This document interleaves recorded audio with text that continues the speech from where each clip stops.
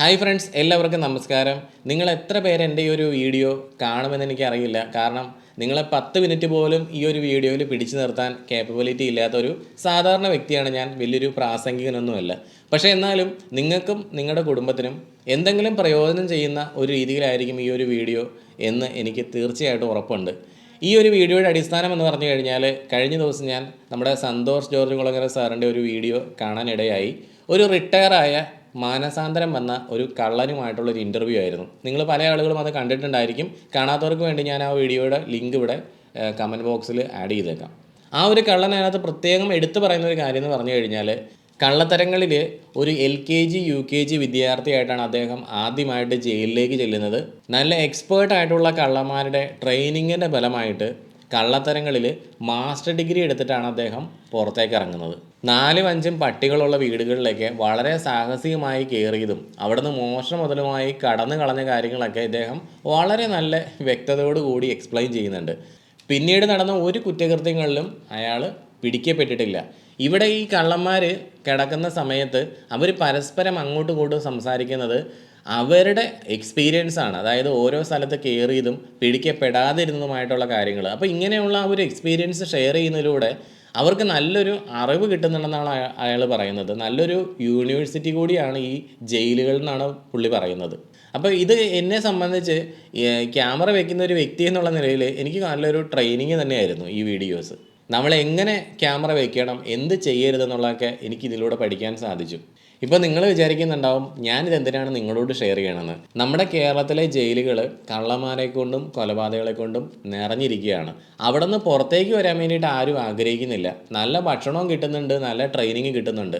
അപ്പോൾ അതുകൊണ്ട് തന്നെ അവിടെ കയറിയവന്മാർ എന്തെങ്കിലുമൊക്കെ കാണിച്ച് വീണ്ടും തിരിച്ച് അങ്ങോട്ട് പോകാനാണ് ആഗ്രഹിക്കുന്നത്.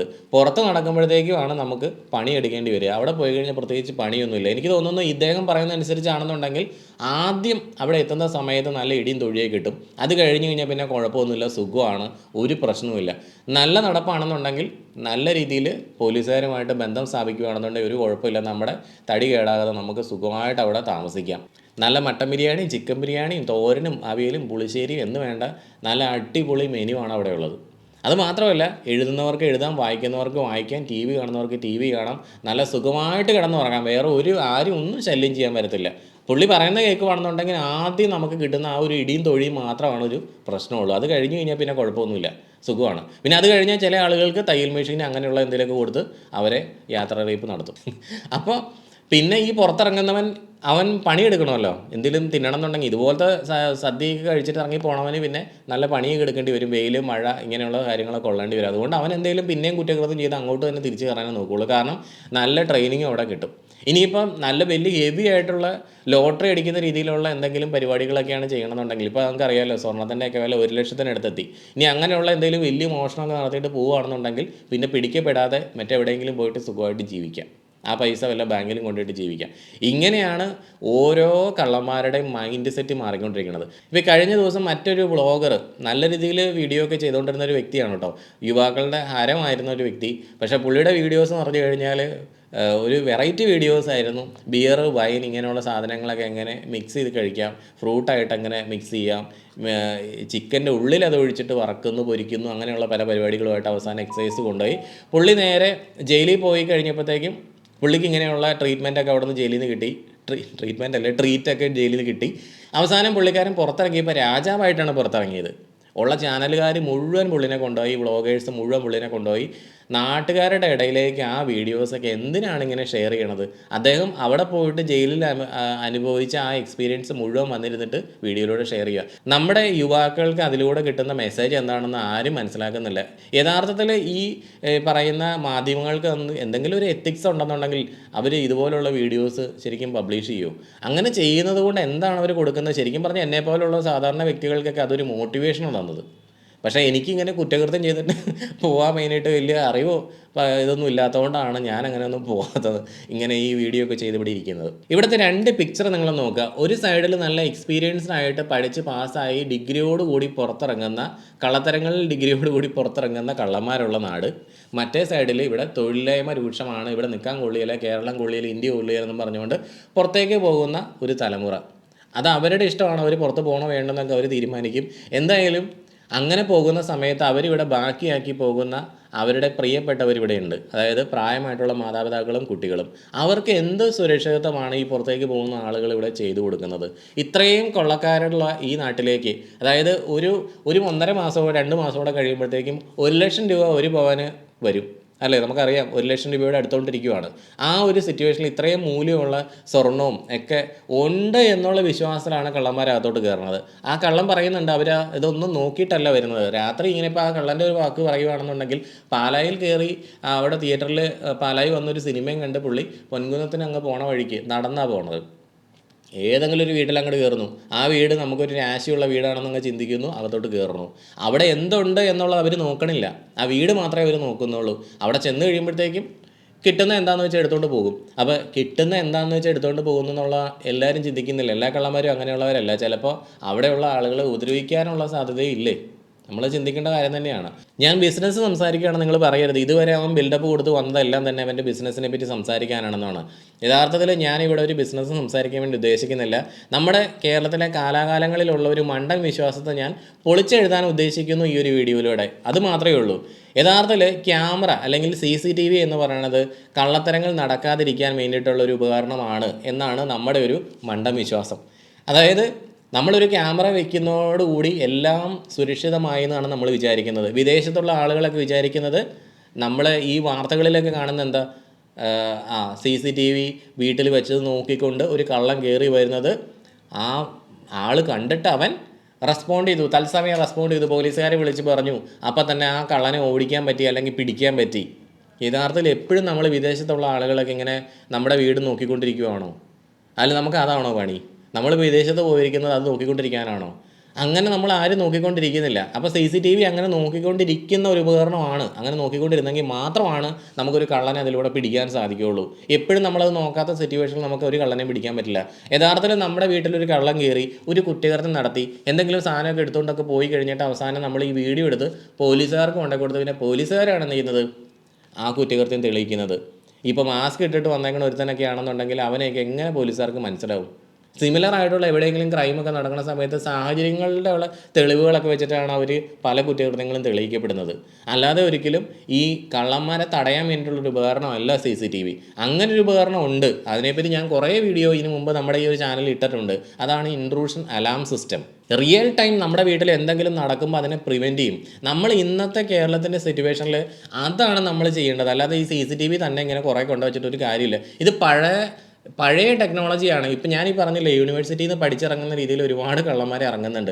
അവർക്കറിയാം 4ഉം 5ഉം പട്ടികളുള്ള വീട്ടിൽ എങ്ങനെ കയറി മോഷ്ടിക്കണമെന്ന്. പിന്നെയാണ് 2ഉം 3ഉം ക്യാമറ, മിണ്ടാത്ത ക്യാമറയുടെ മുമ്പിലൂടെ പോയിട്ട് ഈ കുറ്റകൃത്യങ്ങൾ ചെയ്യാൻ വേണ്ടിയിട്ട്. അതവിടെ വെച്ച് കഴിഞ്ഞാൽ നിങ്ങൾക്ക് ഒരു പ്രയോജനം കിട്ടാൻ വേണ്ടി പോകുന്നില്ല.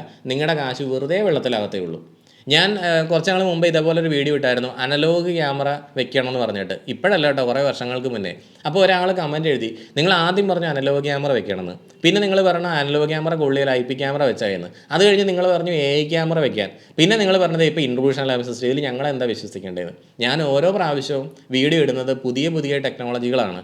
ഇന്നത്തെ കാലഘട്ടത്തിൽ നമ്മുടെ കേരളത്തിലെ ഏറ്റവും ബെസ്റ്റ് എന്ന് പറഞ്ഞാൽ ഇൻട്രൂഷൻ അലാം സിസ്റ്റവും ക്യാമറയും കൂടെ ക്ലബ് ചെയ്തുകൊണ്ട് വീഡിയോ സിസ്റ്റം സെറ്റ് ചെയ്യുക എന്നുള്ളതാണ്.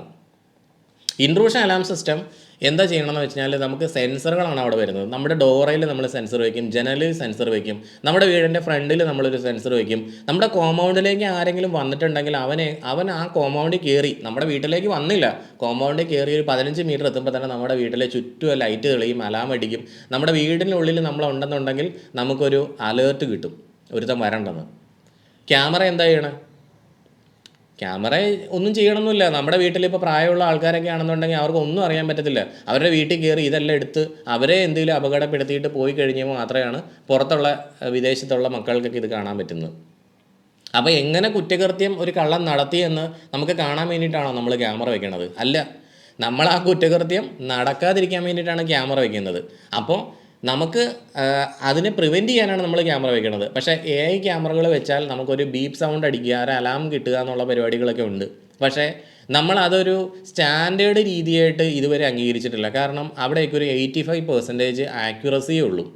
അതായത് ചിലപ്പോൾ ഒരു പൂച്ചയോ പട്ടിയൊക്കെ വന്നാലും ക്യാമറകളിൽ ടെക്നോളജി ബേസ് ചെയ്തിട്ടുള്ള രീതിയിൽ വരുമ്പോൾ ഞാൻ ഇപ്പോഴും പറയാറുണ്ട് 85% ആക്യുറസി ഉള്ളൂ. 100 നോട്ടിഫിക്കേഷൻ വന്നാൽ അതിൽ 15 എണ്ണം തെറ്റിപ്പോകാനുള്ള സാധ്യതയുണ്ട്, 85 എണ്ണം ചിലപ്പോൾ ശരിയാവും. പക്ഷേ ഒരു 90-95% മേളിൽ ആക്യുറസി ഉള്ള ഉപകരണങ്ങളാണ് ഇൻട്രൂഷൻ അലാം സിസ്റ്റം.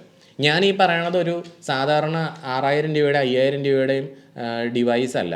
അങ്ങനെയുള്ള ഡിവൈസ് നമുക്ക് ആമസോണിൽ അവിടെ ഇവിടെ കിട്ടും. അതൊക്കെ വെറുതെ നമ്മുടെ കാശ് കളയുന്ന പരിപാടിയാണ്. നമ്മൾ ശരിക്കും പറഞ്ഞാൽ ഈ ഇൻട്രൂഷൻ അലാം സിസ്റ്റവും നമ്മുടെ ക്യാമറയുമായിട്ട് നമ്മൾ ക്ലബ് ചെയ്യണം. നമുക്ക് ഒരുപാട് ക്യാമറ നമ്മൾ വെക്കരുത്. ഇന്നത്തെ കാലഘട്ടം നമ്മൾ അങ്ങനെയല്ല ചെയ്യേണ്ടത്. വളരെ കുറച്ച് ക്യാമറകൾ വെക്കുക. വീടിൻ്റെ ഫ്രണ്ടോ ബാക്കോ സൈഡോ എവിടെയാണ് നിങ്ങൾക്ക് ആവശ്യമെന്ന് വെച്ചാൽ അവിടെ 1-2 ക്യാമറകൾ മാത്രം വെച്ചാൽ മതി. ബാക്കിയൊക്കെ നമ്മൾ ഈ സെൻസറുകൾ വെക്കാൻ വേണ്ടി നോക്കുക. അങ്ങനെ വരുമ്പോൾ എന്താ ഗുണം എന്ന് വെച്ച് കഴിഞ്ഞാൽ ഈ സെൻസർ ഈ ക്യാമറ പോലെയല്ല ത്രെട്ടിനെ പ്രിവെൻറ്റ് ചെയ്യും. എന്നിട്ട് അവിടെ എന്താണ് സംഭവിച്ചതെന്ന് അറിയാൻ വേണ്ടി മാത്രം നമ്മൾ ക്യാമറ എടുത്ത് നോക്കിയാൽ മതി. അല്ലാതെ കുറേ ക്യാമറ കൊണ്ടുവന്നിട്ട് 12, 15, 20 ക്യാമറയൊന്നും നമ്മുടെ വീടിന് ചുറ്റും കൊണ്ട് വെച്ചിട്ടൊരു പ്രയോജനമില്ല. നിങ്ങൾ വെക്കേണ്ടെന്ന് ഞാൻ പറയുന്നില്ല, പക്ഷേ അങ്ങനെ വെച്ചുകൊണ്ട് നിങ്ങൾക്ക് പ്രത്യേകിച്ചൊരു പ്രയോജനമില്ല. നിങ്ങളുടെ കയ്യിലിരിക്കുന്ന കാശ് പോകാമെന്ന് മാത്രമേ ഉള്ളൂ. ഇനി അല്ലെങ്കിൽ വിദേശത്തുള്ള ആളുകൾക്ക് ഒരു ഗ്രഹാതുരത്വമൊക്കെ ഉണ്ടാവുമല്ലോ, നമ്മുടെ വീടും പരിസരമൊക്കെ കണ്ടുകൊണ്ടിരിക്കുന്നത്. അങ്ങനെ ഉണ്ടെങ്കിൽ നമുക്ക് ചെയ്യാം. അല്ലാതെ അതൊരിക്കലും ഒരു ത്രെട്ടിന് നമ്മൾ പ്രിവെൻറ്റ് ചെയ്യുന്നില്ല. ഇപ്പോൾ എൻ്റെ വീട്ടിൽ ഒരു കള്ളനും കയറില്ല എന്ന് നമുക്ക് ആർക്കും പറയാൻ പറ്റത്തില്ല. നമ്മുടെ വീട് ഇച്ചിരി വലുതൊക്കെയാണ്. കള്ളൻ അങ്ങനെ ഇന്ന വലിയ വീടെന്നോ ചെറിയ വീടെന്നോ ഇല്ല. അവൻ പറയണത്, ഇപ്പോൾ ഈ കള്ളൻ തന്നെ പറയണത്, ഇതൊരു മാനസാന്തരം വന്ന കള്ളനാണ് കേട്ടോ. അയാൾ പറയണത്, ഞാൻ ഒരു വീടങ്ങ് നോക്കും, ഇന്ന് എൻ്റെ രാശി ഈ വീടാണെന്ന് അങ്ങ് തോന്നുവാണ്, അവൻ അങ്ങോട്ട് കയറുവാണ്. അതിനകത്ത് ഇപ്പം അങ്ങനെ പ്രത്യേകിച്ച് ഈ വീട് നോക്കി വെച്ചിട്ട് പോകുന്ന പരിപാടിയൊന്നും ഇല്ലയെന്നാണ് ഈ കള്ളം പറയണത്. ചില കള്ളന്മാർക്ക് അങ്ങനെ ആയിരിക്കില്ല, ചിലപ്പോൾ വ്യത്യാസം ഉണ്ടാവും. എന്തായാലും ഞാൻ പറഞ്ഞു വരുന്ന ഈ ഒരു കാര്യം നിങ്ങൾ മനസ്സിലാക്കാൻ വേണ്ടി നോക്കുക. ഈ ടെക്നോളജിയെ പറ്റി കൂടുതലായിട്ട് അറിയണമെങ്കിൽ എൻ്റെ പഴയ വീഡിയോസൊക്കെ നിങ്ങളൊന്ന് കാണുക. അത് നിങ്ങൾക്ക് എന്തെങ്കിലുമൊക്കെ പ്രയോജനം അതിൽ നിന്ന് കിട്ടാൻ സാധ്യതയുണ്ട്. അപ്പോൾ ഇന്നത്തെ ഈ ഒരു കേരളത്തിൻ്റെ സിറ്റുവേഷൻ എന്ന് പറഞ്ഞാൽ വളരെയധികം മോശമായിക്കൊണ്ടിരിക്കുന്ന സിറ്റുവേഷൻ തന്നെയാണുള്ളത്. സ്വർണ്ണത്തിൻ്റെയൊക്കെ വില കൂടുമ്പോഴത്തേക്കും അത് കൂടുതൽ മോശമായിക്കൊണ്ടിരിക്കും. അപ്പോൾ അതുകൊണ്ട് നല്ലൊരു സിസ്റ്റം നമ്മുടെ വീട്ടിൽ ഇറ്റാലിയൻ മാർബിളും അതുപോലെ വലിയ പെയിൻറ്റും മറ്റേ റൂഫിങ്ങും അതും ഇതൊക്കെ കൊണ്ടുവന്ന് സെറ്റ് ചെയ്യണത് പോലെ ഒപ്പം തന്നെ നമ്മുടെ വീട്ടിൽ ജീവിക്കുന്ന നമ്മുടെ പ്രിയപ്പെട്ടവർക്ക് ഒരു സുരക്ഷിതത്തോടെ കൊടുക്കാൻ വേണ്ടിയിട്ട് കുറച്ച് പൈസ അതിന് വേണ്ടിയിട്ടും കൂടെ ഇൻവെസ്റ്റ് ചെയ്യുകയാണെങ്കിൽ വളരെ നല്ലതായിരിക്കും എന്ന് പറഞ്ഞുകൊണ്ട് ഞാൻ നിർത്തുന്നു. എല്ലാവർക്കും നല്ലൊരു ദിവസം ആശംസിക്കുന്നു.